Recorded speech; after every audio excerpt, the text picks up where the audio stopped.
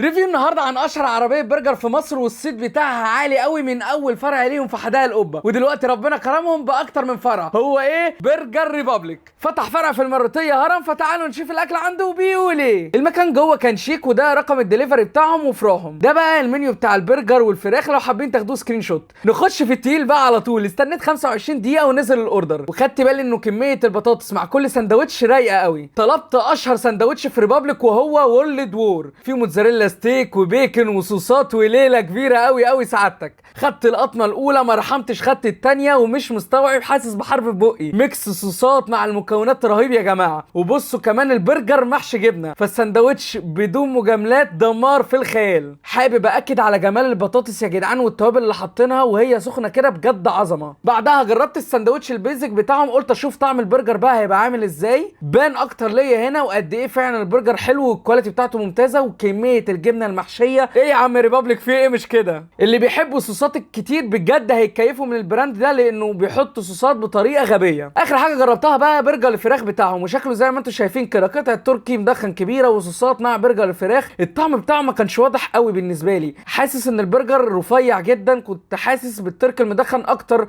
من البرجر نفسه. هنا كنت بوريكم ان البرجر محشي شيدر ولكن على خفيف خالص، حتى ما حسيتش بطعم وانا باكل الساندوتش. فمن الاخر البرجر الفراخ عندهم مش اقوى حاجه، برجر اللحمه هو اعظم بكتير واحسن حاجه عندهم. هنا بقى حبيت اختم بعظمه البرجر الجوسي بتاعهم. بصوا عامل ازاي، قطمه منه على شويه بطاطس يا جماله. سعد مسك الورلد وور والسندوتشات محلهاش وهاتك يا اكل. فحقيقي حابب اقول شابوه لبرجر ريبابليك، براند محترم لازم تجربوه.